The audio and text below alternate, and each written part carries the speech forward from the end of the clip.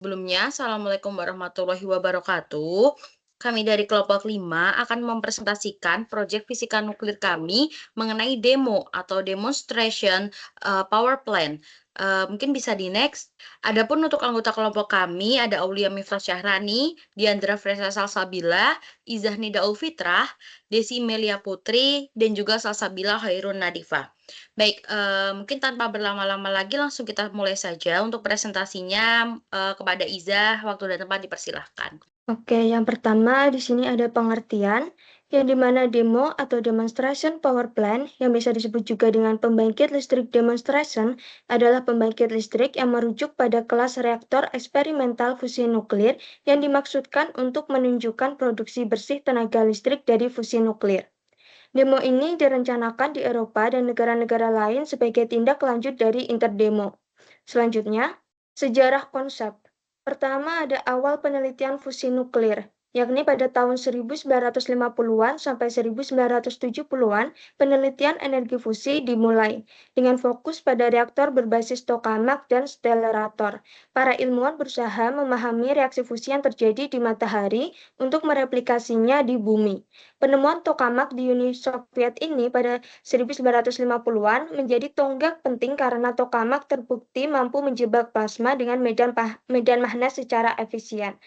Kemudian ada era prototipe, yakni reaktor fusi eksperimental. Pada tahun 1980-an sampai 1990-an, berbagai reaktor eksperimental seperti JET di Eropa dan TFTR di Amerika Serikat dibangun untuk mengeksplorasi dasar-dasar fusi. Fokus utama adalah mencapai plasma stabil, suhu tinggi, dan pengendalian reaksi fusi. Kemudian tantangan utama seperti efisiensi energi dan stabilitas plasma menunjukkan bahwa diperlukan tahapan lanjutan sebelum teknologi ini dapat dikomersialisasi. Selanjutnya, di sini ada konsep demo muncul. Nah, pada tahun 1990-an, konsep demo pertama kali muncul sebagai langkah lanjutan dari reaktor percobaan seperti ITER atau International Thermonuclear Experimental Reactor. Demo dirancang sebagai prototipe pembangkit listrik fusi pertama yang menghasilkan energi ke jaringan listrik secara stabil. Tujuannya yaitu untuk menjembatani kesenjangan antara proyek eksperimental seperti ITER dengan pembangkit listrik fusi komersial. Kemudian ada ITER sebagai pendahulu demo. Nah, pada tahun 2000-an sampai sekarang, ITER yang mulai dibangun di Prancis sejak 2007 dirancang untuk menunjukkan reaksi fusi skala besar dan menghasilkan net energi gain, yakni energi yang dihasilkan itu lebih besar daripada energi yang digunakan. Terus ITER bertujuan untuk memvalidasi teknologi penting yang akan digunakan pada demo, seperti sistem penahanan plasma, pemanasan plasma, material tahan radiasi, dan teknologi tritium atau bahan bakar fusi. Selanjutnya, di sini ada visi untuk demo. Nah, pada tahun 2030-an sampai 2050-an, demo itu direncanakan mulai dibangun setelah ITER menyelesaikan eksperimennya pada 2035. Fokus utama demo, yang pertama yaitu produksi energi listrik, menyambungkan energi fusi ke jaringan listrik secara stabil. Terus yang kedua ada daur bahan bakar tritium, yakni mendemonstrasikan siklus bahan bakar yang sepenuhnya tertutup. Terus yang ketiga ada keberlanjutan ekonomi, yakni membuktikan bahwa energi fusi layak secara teknis dan ekonomis untuk skala komersial. Kemudian negara-negara seperti Uni Eropa, Jepang, Korea Selatan, dan China telah memulai penelitian dan desain konsep demo mereka masing-masing. Kemudian ada demo dan masa depan energi. Jika berhasil, demo akan menjadi model awal pembangkit listrik fusi komersial yang diharapkan mampu menggantikan energi fosil secara signifikan. Baik, selanjutnya yaitu mengenai peran demo dalam pengembangan tenaga fusi. Demo atau Demonstration Power Plant memiliki peran strategis dalam pengembangan tenaga fusi sebagai langkah transisi dari proyek ITER menuju realisasi pembangkit listrik fusi yang layak secara komersial.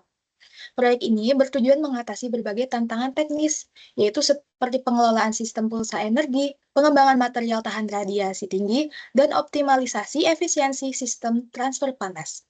Demo juga berfungsi sebagai platform untuk pengujian komponen inti seperti blanket pembiakan tritium, sistem pendingin, dan generator uap.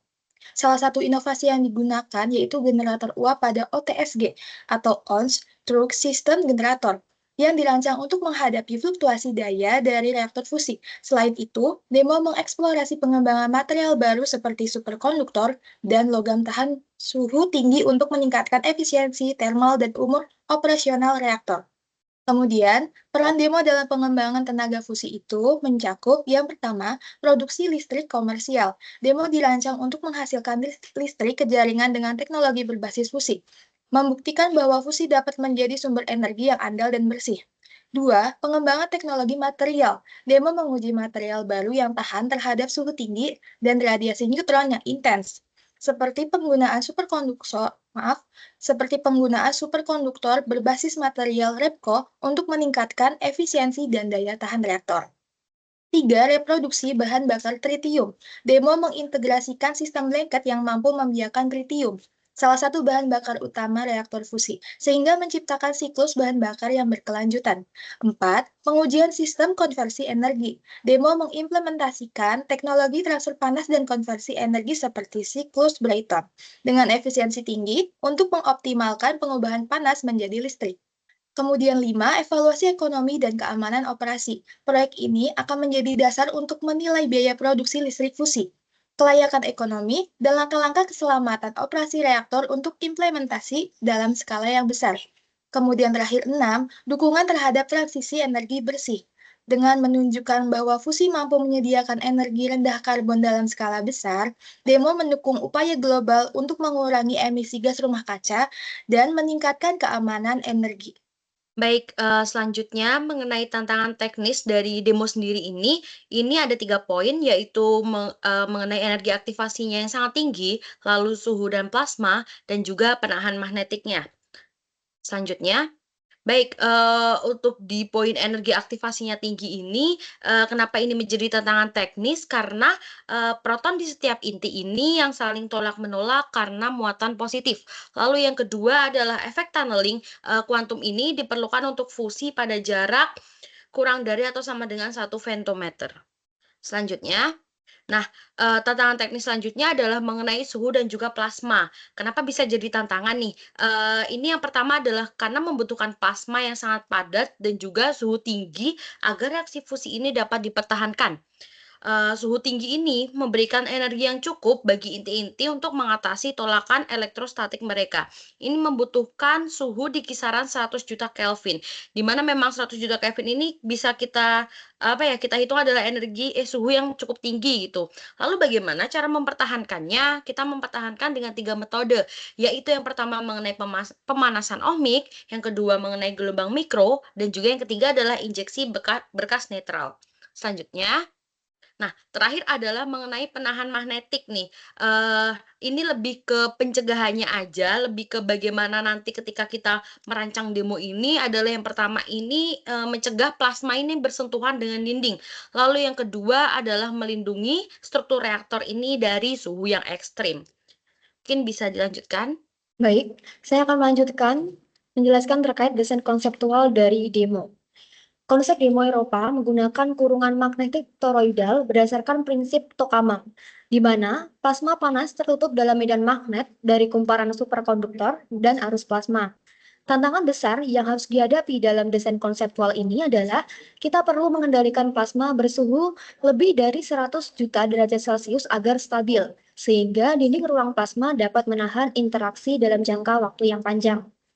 Menurut studi Eropa saat ini, reaktor tokamak demo dapat memiliki parameter operasi sebagai berikut, di mana demo ini dapat menghasilkan volume plasma sebesar 2.500 meter kubik dan kekuatan medan magnet sebesar 5,7 Tesla.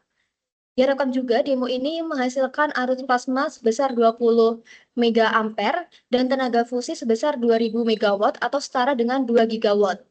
Diharapkan juga demo ini menghasilkan daya listrik sebesar 500 megawatt.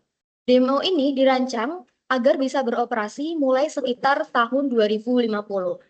Adapun desain dari demo sendiri dapat dilihat pada gambar di samping ini. Desain ini diciptakan untuk menjadi prototipe skala besar dari reaktor fusi komersial.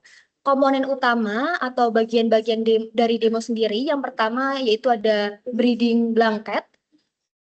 Breeding blanket ini dirancang untuk menghasilkan panas dari tritium dengan suhu 400 sampai 550 derajat Celcius.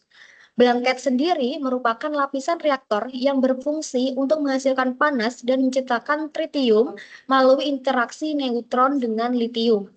Kemudian ada vertical manifold. Komponen ini akan mengarahkan aliran panas atau fluida ke sistem pendingin, di mana suhunya berkisar 320 derajat Celcius. Kemudian ada bagian neutron shield. Neutron shield merupakan lapisan pelindung untuk mencegah radiasi neutron merusak komponen eksternal, di mana suhunya mencapai 320 derajat Celcius. Kemudian terdapat vacuum vessel. Vacuum vessel ini berfungsi untuk menampung plasma dalam kondisi hampa udara. Suhu dinding vessel sendiri mencapai 100 derajat Celcius. Vessel sendiri itu merupakan komponen yang berfungsi untuk menampung plasma dalam medan magnet. Kemudian, terdapat magnet dalam demo, di mana magnet digunakan untuk menghasilkan medan magnet yang kuat untuk mengurung plasma agar tidak menyentuh dinding reaktor. Yang terakhir, terdapat divertor. Nah, divertor ini berfungsi untuk membuang residu dari plasma sehingga sistem tetap bersih dan efisien. Baik, selanjutnya, untuk desain konseptual sendiri terfokus dalam beberapa hal sebagai berikut. Yang pertama, demo memerlukan material struktural tahan radiasi. Demo ini memerlukan bahan yang dapat menahan fluks neutron tinggi yang dihasilkan selama reaksi fusi, sekaligus mempertahankan sifat mekanik yang stabil. Lalu yang kedua, superkonduktor suhu tinggi. Demo menggunakan superkonduktor suhu tinggi yang bertujuan untuk mengurangi penggunaan helium sebagai pendingin magnet tokamak. Lalu yang ketiga, yaitu efisiensi sistem. Demo dirancang untuk meningkatkan efisiensi sistem pemanas plasma dan penggerak arus untuk mempertahankan reaksi fusi. Baik, selanjutnya, yang keempat yaitu pemulihan dan daur ulang tritium. Demo akan menghasilkan dan mendaur ulang tritium secara langsung di dalam reaktor menggunakan lapisan breeder yang telah dirancang khusus. Lalu yang selanjutnya yaitu produksi listrik. Demo diharapkan menghasilkan daya listrik mencapai 2 gigawatt yang siap masuk ke jaringan komersial, sehingga menjadikannya sebagai reaktor fusi pertama yang memiliki aplikasi komersial nyata. Lalu yang terakhir yaitu terkait integrasi teknologi. Demo mengintegrasikan magnet tokamak, divertor, dan modul breeder untuk mendukung reaksi berkelanjutan dalam menghasilkan energi listrik. Baik, selanjutnya karakteristik limbah radioaktif. Limbah radioaktif dari demonstration power plant memiliki karakteristik khusus yang perlu dikelola dengan hati-hati untuk memastikan keamanan lingkungan dan manusia. Yang pertama, ada sumber limbah radioaktif. Limbah berasal dari bahan struktural seperti tungsten, baja tahan panas, atau logam lain yang teraktivasi oleh neutron berenergi tinggi. Yang kedua, ada risiko bahaya limbah radioaktif. Limbah radioaktif minim resiko bahan beracun, tidak menghasilkan produk beracun seperti plutonium atau uranium yang terdapat dalam reaktor fisi. Yang ketiga, ada tingkat aktivitas radioaktif. Limbah dari reaktor fusi umumnya memiliki isotop dengan waktu paruh yang lebih pendek dibandingkan limbah dari reaktor fisi. Selanjutnya, cara pengelolaan limbah radioaktif.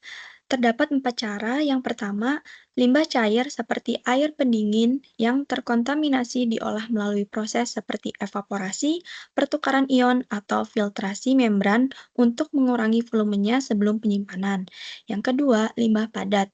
Biasanya dikompresi, diinsinerasi, atau disolidifikasi dengan semen atau polimer untuk mempermudah penyimpanan jangka panjang.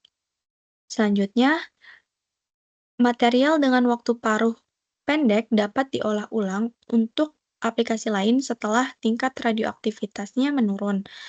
Dan yang terakhir, limbah dengan aktivitas sedang dapat disimpan dalam fasilitas penyimpanan bawah tanah yang dirancang untuk ketahanan geologis. Jadi, reaktor fusi memiliki limbah yang lebih rendah dari sisi volume dan radioaktivitas dibandingkan fisi nuklir, karena tidak menghasilkan limbah bahan bakar bekas dengan isotop berumur panjang. Baik, sekian presentasi dari kami, kurang lebihnya kami mohon maaf, kurangnya dari kami, lebihnya hanya dari Allah Subhanahu wa taala. Sekian, terima kasih. Wassalamualaikum warahmatullahi wabarakatuh.